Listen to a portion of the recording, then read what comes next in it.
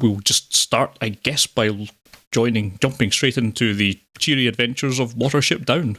Drew, yes. I don't really want you to recap this much, but if you could give me maybe a glossed over light version, that'd be cool. My recap's quite short, but it does really get to the meat of the matter. That pun intended. Richard Adams' 1972 novel of rabbit life, Watership Down, was adapted into this 1978 animated film, written, produced and directed by the American-born Brit Martin Rosen.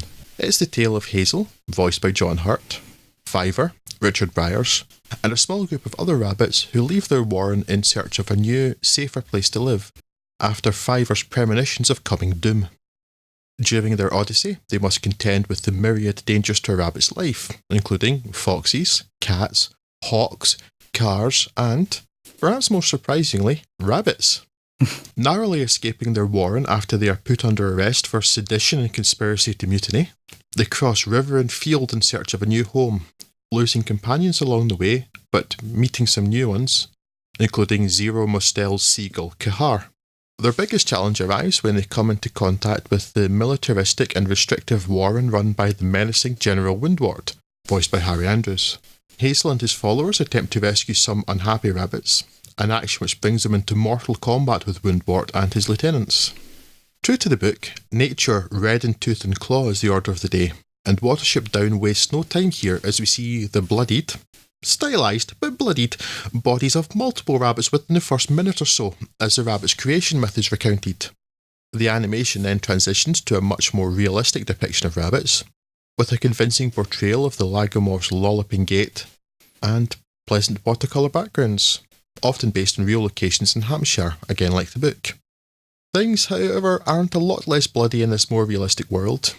Indeed, they are a great deal bloodier, as the film doesn't shy away at all from depicting the injuries and deaths of its characters. I'm certain that some of this could be upsetting for the youngest viewers despite its U certificate, and there is certainly a tone of menace and peril throughout.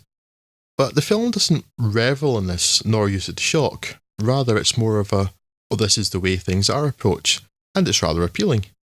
Unlike our other film for this episode, Watership Down has teeth.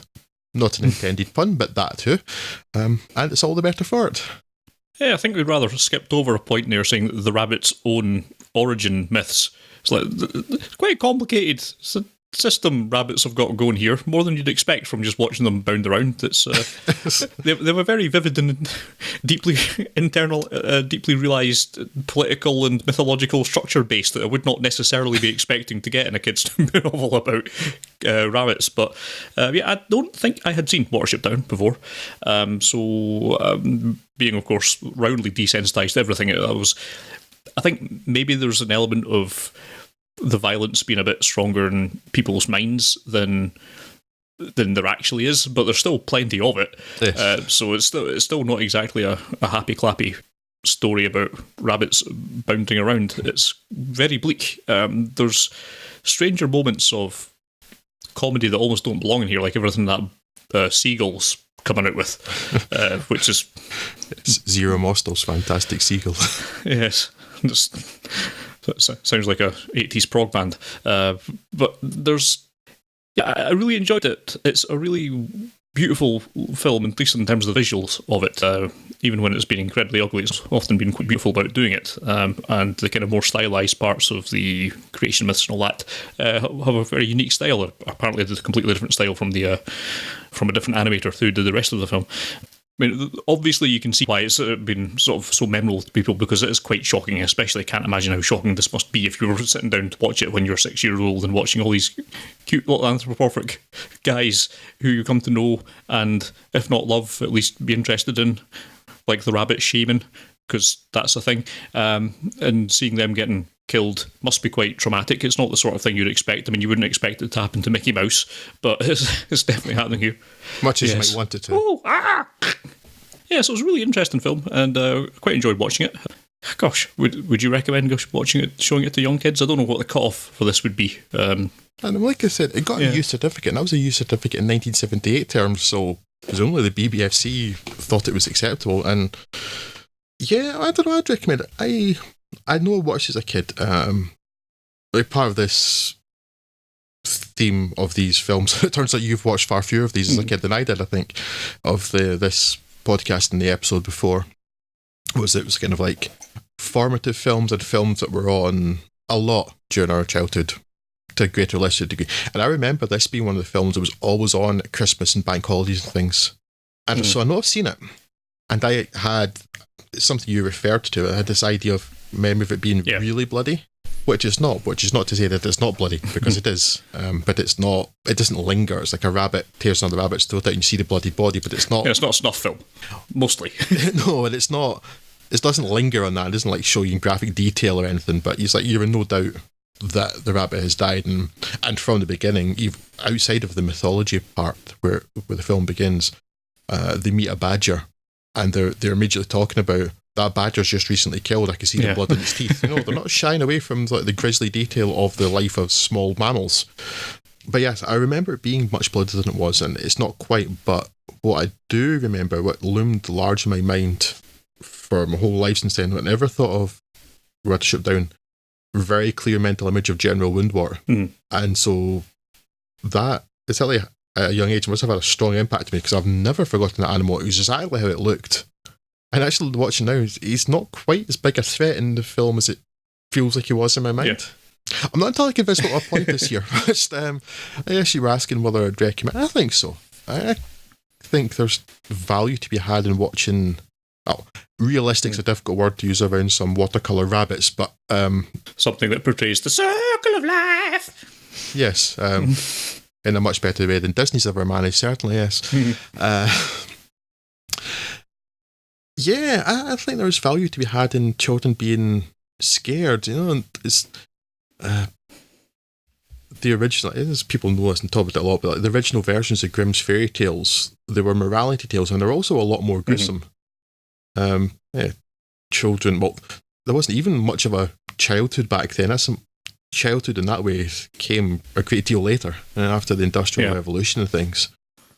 But it was, those tales were very much more raw, bloody, and then it's the Victorians that defanged them with their really perverted sense of morality. Yeah. It's entirely all right to give my entire family syphilis because I've been going around sleeping with every prostitute that I can find, and I've put their lives in danger that way. But no naughty words, and let's not have people getting murdered in the fairy tales, you know. Strange lot of the Victorians. So I guess this is a bit more of the tone of a genuine Grimm fairy tale of, you know, there's actual blood in here. Yeah. And I like that. And I like that there's some, because it's not, we're not talking horror stories. It's not that. It's just, there's a bit of the real world in there. And I think there's benefit to kids having a wee bit of scariness when they're young. I'm not talking like torture or trauma or anything, you know, but you got to, how do you learn to cope with emotions of fear and worry and stuff unless you start experiencing them? Yeah. Interesting morality plays, because I've had one criticism about Watership Down is that it doesn't really seem to have much of a message in there. I was just reading a little bit of an interview with I think it's Richard Adams' daughters, who were saying that apparently he was insistent that this is just a tale about rabbits and there's no particular deeper meaning into it, despite the fact that it's got so many weird political allegories and things going on in it. So I'm not quite sure I believe that, but I would say that it doesn't really seem to settle on any one thing in particular, other than that bad things are bad, which is nice, but maybe not the deepest message. But it's not like we're talking about Animal Farm here. There's nothing quite so clear cut in terms of any sort of take home message from it, but still doesn't need to be. But perhaps that would give it a bit of a kick. I don't know. Yeah, I get this. It's sort of, it's a tale and it happens without a particularly strong message, but and certainly I can believe Richard Adams a lot more when he says there is no like political allegory or anything in here. It's just a tale of some rabbits, much more than I can believe with Tolkien. And Tolkien swore blue that, like in The Lord of the Rings and The Hobbit, there is no like message, there is no like anti-industrial message or anything like that in our environment. There quite clearly is. I know authors who use subtext and they're cowards. What do you call an author who uses it constantly but never actually admits it? Is that some sort of double coward or something? Yeah. So I buy more for this. I mean, if there's anything, it's the sort of thing that's in a lot of animal-based stuff in particular, which is kind of man's damage to nature. But even then, this film kind of goes out of its way to not evade that, but to sort of play that down, because the one rabbit at one point says, man hates us. And the other rabbit says, no, basically they're indifferent to us. Yeah. Like, we just happen to be where they wanted to go. Yes.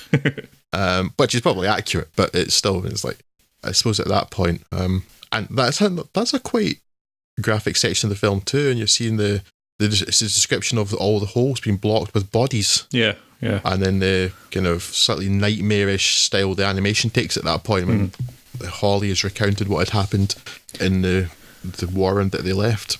If only they had the terrorist raccoons from Pompoko to fight their corner, it would have been a much different story. But I know it ended in much the same way. Yeah, I suppose. They just put up more of a fight to begin with. That's a film also full of lots of death, Scott. So yes, there's not a strong. So I finally worked my way around to responding to your point, which is that there's not a strong message in there. So, and I think maybe a wee bit of one or moral or something might be good, but I guess it's more just people. The characters keep their promises, they care for each other, that sort of thing, kind of wholesome stuff. Yes, without any sort of overarching moral to it or anything like that. But that's fine. Yeah, and it's certainly a very entertaining tale.